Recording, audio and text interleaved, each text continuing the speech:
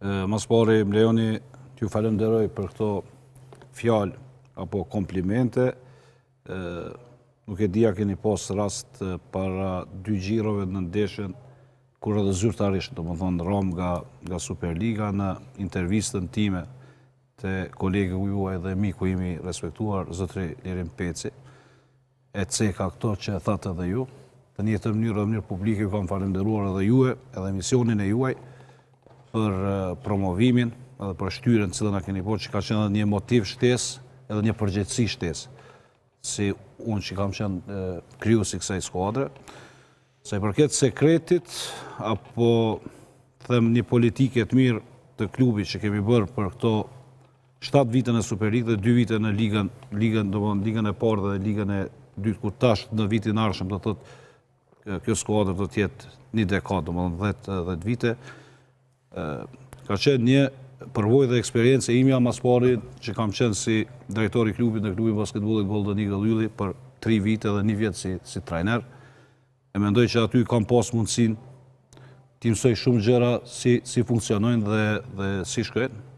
Duke u shtuar pastaj edhe një grupi shumë mirë që kam pas afër, të cilët më kanë mbështetur dhe më kanë suportuar sot të jemi këtu, të cilët prioritet dhe parim kryesor e kam pasur zhvillimin e basketbollit në qytetin e Prizrenit, respektivisht të Kosovës, domethënë pa e shikuar basketbollin si materie apo si interes.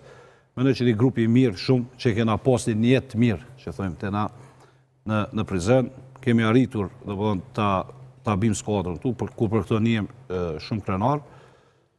Gjë që kena pas një stabilitet organizimi, një stabilitet financiar, jam shumë krenar për këto vite që deri sot akoma nuk kena pasur ndonjë ndëshkim nga FIBA apo BAT apo ndonjë padi për mos pagesë për ndonjë borxhe. Çka ka ndodhur si vjet Armar? Si vjet, së pari nga kon ekipa që kena pas buxhetin më të vogël në Superligë, ato e dim, ato janë publikuar. Përveç asaj cilat janë publikuar, na kena pas mungu edhe disa 2 marrëveshje të cilat 2 sponsor nuk na kanë respektuar marrëveshjen. Megjithatë, unë kur nuk e kam marrë si justifikim buxhetin, se kemi qenë skuadër që edhe çdo me buxhet më të vogël kena arritë jemi edhe kampion stinorit. Kemi arritë edhe ta fitojmë Superkupën e Kosovës në vitin 2020-21. Kemi arritur të jemi të bronzë në Ligën Unike në debutimin e parë, por me thonë drejtën paka shumë si vjet me inkuadrimin e Borës, që u po që ka një organizim mirë, na kena ditë që kam u kom pak si vjet ma vështirë, por pos buxhetit, mendoj që dhe lëndimi lojtarëve kyç, dihet që na me gishta mujna mi numru lojtarët vendor, e na që thash ka i patëm edhe ma të mirë, i hupëm, do bon fillim kapiteni Urimi që ka qenë edhe shtylla dhe baza e ekipit, do bon ne sa ke Urimi, do bon 3 gjirot e para, na arritëm Prishtinën ta fitojmë me një diferencë prej 16 pikësh ndeshjet e parë, ku kena non-stop kena udhëhequr deri 20 diferencë. Mas ne rilindi, momentin kur filloj me tregu vetën që shumë Asmiri, pastaj Roni, në fund edhe Edmundi, mendoj që edhe nuk kena pas si vjet shumë fat, edhe prap po du me përmend që kur nuk e kam përmend në asnjë intervistë, asnjëherë nuk e manku, po normalisht që buxheti ka qenë faktor.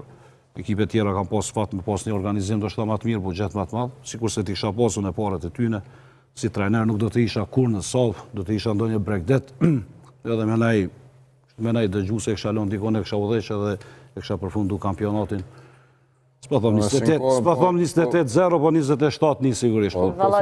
Si në kohë të Covidit, apo? Po, online, veç e kisha lënë një kamerë, që aty kisha lënë ta shoh lojën. S'po besoj trener që kishe mujt me duru ti pakon aty. Kishim provu.